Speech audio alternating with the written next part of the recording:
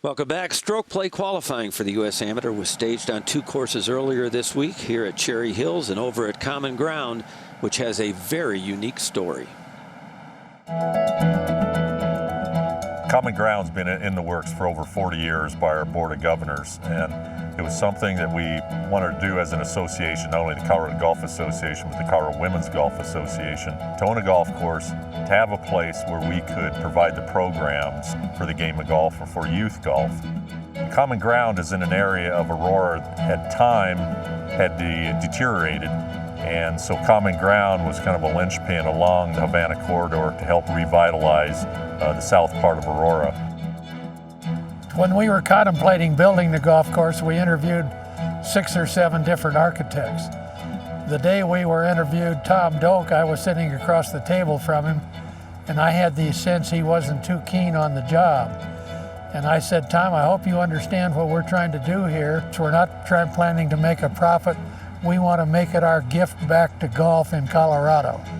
And his eyes sort of lighted up, and the more we talked about it, he said, I'd like to be a part of that because golf's been good to me and I'd like to give something back to golf. Built on the site of the former Lowry Air Force Base, Common Ground was designed to be accessible to all, enjoyable for any skill level, affordable, and to include all the elements needed to teach the game of golf and the values inherent in it. We have a 9-hole par 3 course for juniors, for beginners, and allows us to do the programs for organizations like Big Brothers Big Sisters. We also have started a caddy academy for disadvantaged youth in the area who come and work. We're training them to not only be caddies, but foundations for being a citizen, and we'll train them then to go on and caddy elsewhere and hopefully get a scholarship to get on to college and do better for themselves. The name Common Ground, which is very unique for a golf course, it really is for all and for all the game teaches.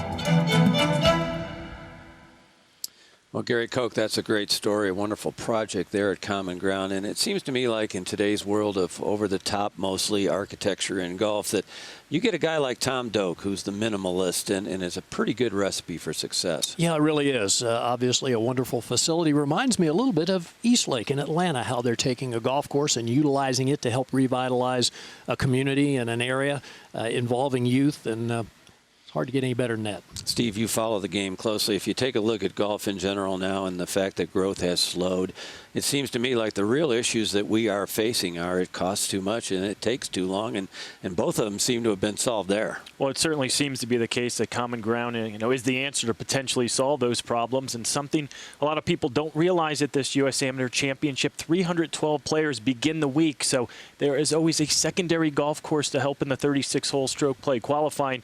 And I think this year, alongside Cherry Hills, Common Ground fits in very nicely. And I love the name Common Ground, a place for everybody. We'll be back with more from the U.S. Amateur at Cherry Hills right after this. It's the 112th U.S. Amateur.